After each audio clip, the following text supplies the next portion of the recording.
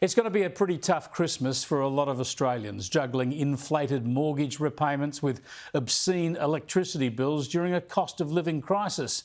As I showed you last night, the federal government's mismanagement of the budget isn't going to help. Its rampant spending has fuelled inflation, and in the coming years it'll keep the budget deep in deficit, adding to our national debt and making it harder to lower taxes. New figures from the Australian Bureau of Statistics underline the point today, roping in the state governments as well, to show that their spending, including on energy rebates and government handouts, the overall total government spending has soared by 3% just in the last quarter. Government spending at state and federal levels continues to rise. Big government is on the march, and we'll all pay for it, of course. But I fear we'll pay big time with a heavy reckoning too in the future. I want to show you a graph about employment growth that shows what sort of a country we're becoming, where the jobs are being created, just where they're being created around this country. You can see here that the biggest growth in jobs for the year to August was in healthcare and social assistance, an increase of more than 86,000 jobs. And the next biggest increase, with an extra 49,000 jobs, was public administration and safety. And then just behind that, also pushing close to 50,000 new jobs, was education and training. Now that's the top three, totalling more than 180,000 new jobs. And what do they all have in common?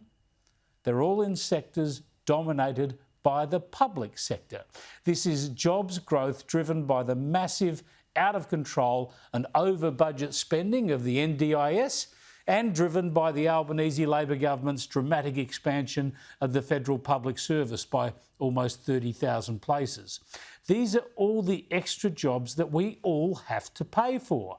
Yeah, the jobs that we have to pay for out of our taxes, then they're growing like topsy. They're all important jobs, of course, well, many of them.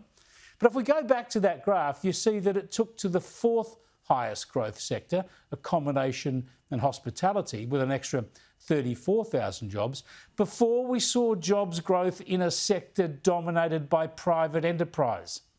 That's the worry. The jobs growth in the productive sectors is being far outweighed by the jobs growth in the sectors that taxpayers have to pay for. You see, there's a bit of jobs growth in construction, 13,000 jobs, and an extra 6,000 jobs each in retail and agriculture. But down in negative territory, losing thousands of jobs, are mining and manufacturing. This is a warning sign to the nation. We need jobs growth in the productive sectors so we can generate wealth and pay for the services we need. If the government-funded jobs continue to outstrip the growth in the rest of the economy, well, quite simply, we'll go bust. We are an unhealthy and bloated economy right now, and we need to get ourselves match fit and quick.